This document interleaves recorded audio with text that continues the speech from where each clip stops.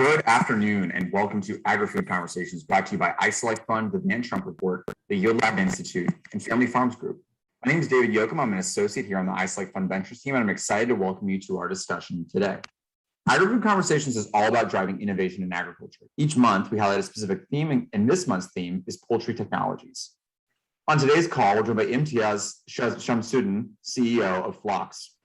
Phlox is transforming the way farmers manage their flocks and houses using proven technology, including 24/7 visibility via CCTV camera, on-premise computing hardware to deliver AI-powered insights and sensors that can improve clustering, mortality, FCR, ammonia levels, and more. It all comes together in a business intelligence platform that alerts and insights to farmers and decisions support data to industry stakeholders. Now, each of you knows companies are more likely to succeed with the right network of customers, talent, investors, and advisors. We have invited you to this call because you are some of the smartest, most talented people in Phlox's market. You're potential customers for Phlox's products and services. You've built a company similar to Phlox, or you have unique expertise and understand the challenges and opportunities Phlox may face. Before we get started, we have a quick poll question to get a better idea of who we have on the call today. Please take a few seconds to answer, and while that poll is running, we are not soliciting investment. This presentation is to provide information to help Phlox find customers, mentors, and other strategic relationships that can help them grow their business. You can use the Q&A box to ask a question at any time, and we will answer as many questions as time allows at the end of the presentation. And finally, this webinar is being recorded and will be available for replay. So without further delay, I'm pleased to introduce Imtiaz, CEO of Phlox. Imtiaz, please feel free to take it away. Great. Thank you for having me, guys. We're Phlox, the healthy chicken company. We're backed by US investors who are in Series A investors behind unicorns like Square, Flexport. Let me tell you about chickens. So there's 66 billion chickens that we eat every year, living in what we call the chicken houses or chicken sheds. And there's about 300,000 of those houses and sheds. And what Phlox does is we live inside these chicken houses and we work to improve the health and welfare of these birds. And we do that by creating actionable alerts and sort of data for the farmers and the processors and the integrators. As we do that, we create lots of benchmark data. We spit out lots of benchmark data from these houses. And that benchmark data is valuable up and down the supply chain. So we're talking as early as the feed companies, the genetics companies, the health companies, and all the way down to consumers like you, where there's an interest in trust and traceability. And that's really what we focus on. Our vision is to try to improve that trust and traceability. One very important point, I don't know how much of you guys will know about chicken farmers, but they do make money. They're largely unsubsidized directly. And a single chicken farmer in Europe, but similar to the US, with 6 houses, is doing about $3 million sales. But each chicken farmer has a lot of pressure on them from the supply chain to do better when it comes to chicken health. So this comes from the likes of the integrators, like the big companies, Tyson's, Cargill. In the UK, it's Moy Park, Two Sisters, and the rest of the Europe. There's a number of other players like that. They're oligopolic, they're consolidating, they're buying each other out. And there's a lot of pressure on margin. And so they need chicken health to be stable and improve because it helps them with margin and better operations across their many, many different farms. With the retailers, it matters a lot because they're getting a lot of consumer sentiment pressure. And there's also a need to be able to plan better in terms of what they're going to get from these farms. And regulatory is massive right now in Europe. It's a lot more very greenhouse gas focused with a welfare strong element. In the US, it's more to do with things like antibiotic usage or no antibiotics at all, and also welfare and to some extent greenhouse gases. But it's just really hard for farmers to do anything about this because they don't really know what the birds are doing inside the sheds. They don't have a lot of visibility in what's happening inside the chicken sheds right now. I'll tell you a little bit about us. So I'm Imtiaz Shams, the CEO of Phlox. I'm a partner in a venture builder. We have built 5 companies in deep tech and AI in the last 5 years, 2 ag tech companies. I've decided to be the CEO of Phlox because it's a sort of problem I really wanted to solve and I wanted to knuckle down on. So I sort of decided to leave my venture building days and focus on Phlox. My CSO, Luke, was behind Hazy, which is one of our companies, which won the $1 million Microsoft AI prize, and it's now partly owned by Microsoft. Nils, my CTO, is just working behind me. He founded Anonymox. It's a cybersecurity company 11 years ago from his bedroom in university, built it to 60 million downloads with his business partner. Both of them now work with us. And he's also an investor in the business. And Andrew Maunder, our chairman, he sold his chicken processing company to the largest player in the UK. And now he is one of the chairs of the RSPCA Animal Welfare Working Group. We have a number of other advisors who've sold companies, who've ran ag finance banks and things like that, who are all invested in making sure we do well. So today our chicken shed will be walked for about 15 minutes a day. And this is not enough. A single chicken shed might have 30,000 or 50,000 or even 100,000 birds. And 15 minutes a day per walk is just not enough. They're also grabbing the birds away by hand. They'll do about 50 birds a week out of 50,000.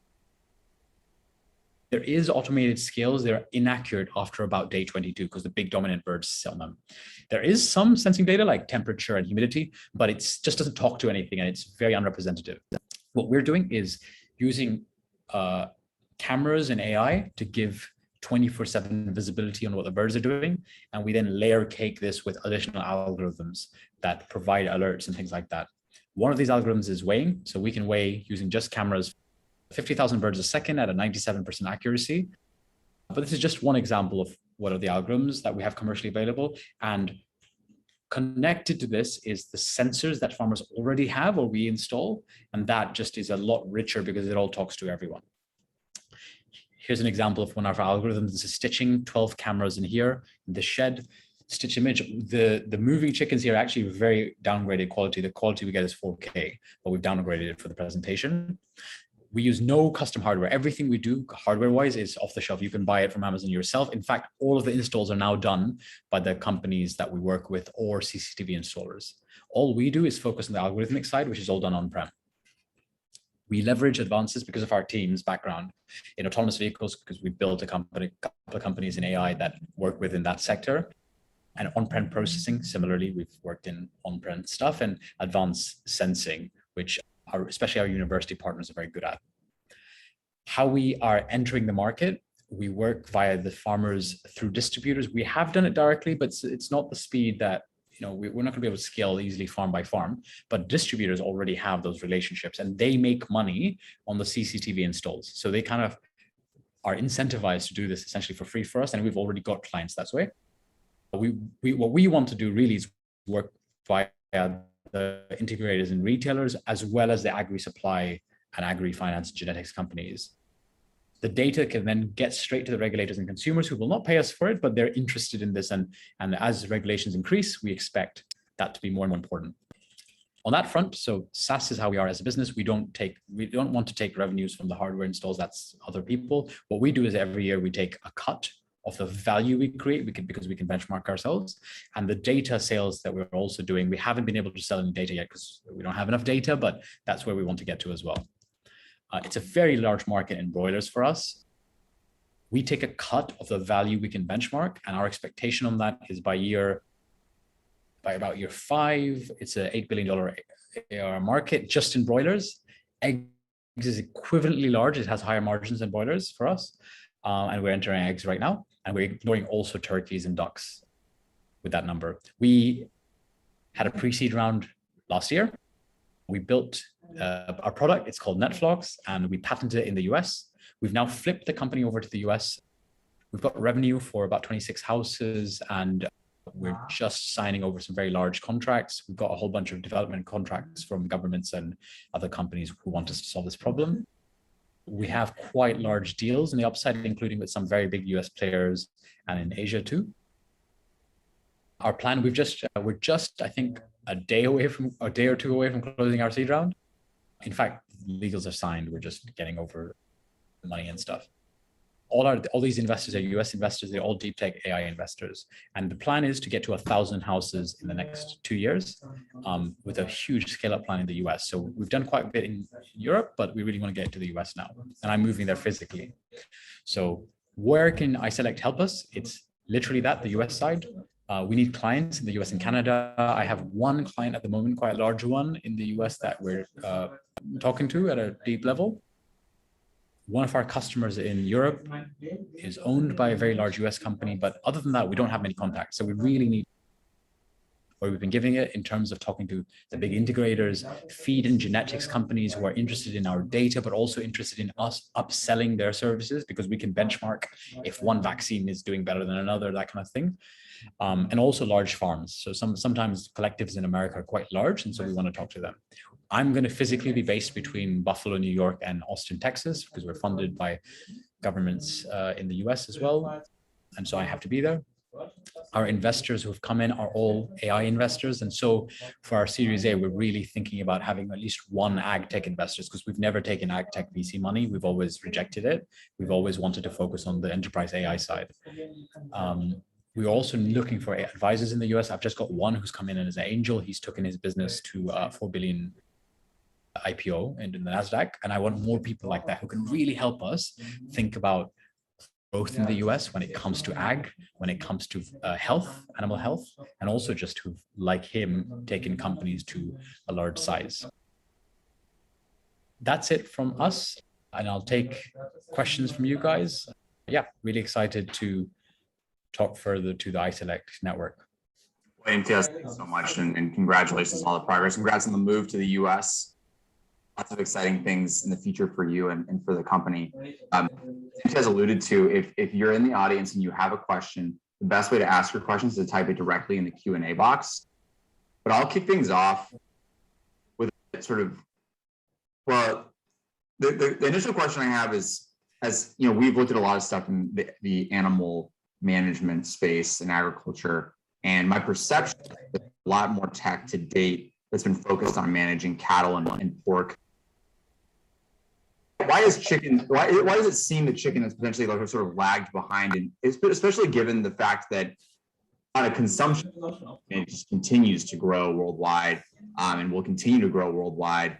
And when you look at the pure environmental footprint of chicken consumption versus, you know, your red meats of the world, it's lower. Bigger opportunity there. So why do you think there hasn't been as many solutions commercialized, or have there been and we're just not as aware of them? No, you're absolutely right. There have been things in chicken when it comes to genetics and feed innovation, but as you say, nothing in management. And you're absolutely right. In pigs and cattle and dairy, you see a lot more machine vision style things and robotics. I think the reason is simple. It's very hard to make machine vision work for poultry farming because you're talking about flock level information. You're talking about 50,000 animals in an on-prem facility with 7 sheds, and you're trying to get that data back into the mothership and then distribute that through your supply chain. When you're doing individual animals, it's very different. There's lots and lots of traditional models you can use. But that's a bit of a moat for us, a small moat. It's a moat that will get smaller with time as machine vision gets more commoditized. But it's because of our background. We come from that kind of autonomous vehicle, automation in factories, machine vision background. We're not actually traditionally ag people. And what that means is when we've surrounded ourselves with ag people who tell us what we need to build, we have a bit more capability to build it than someone who's using kind of more off-the-shelf models. This is particularly the case with autonomous vehicles because, you know, you can prototype stuff with chicken, but making that nice and commercially available is very, very different. It's very difficult. And Nils, my CTO, is kind of the reason we can do that. To be honest, it's not me, but I think that's the big advantage we have. But it also makes it a really hard problem. Yeah. Last week we had a company on called Cook's Venture that I imagine you're familiar with. It is a leader in regenerative farming practices for poultry production, mostly outdoor types of production, and sort of moving on to this trend of consuming higher quality meats and with a better environmental footprint and a better ethical footprint around animal welfare. Yeah. How can flocks a part of that story, and how do you guys fit into that as trends? Absolutely. Yeah. Well, the person you see on this slide, Stuart, he's a free range farmer, and he was our first customer. He was actually our first investor.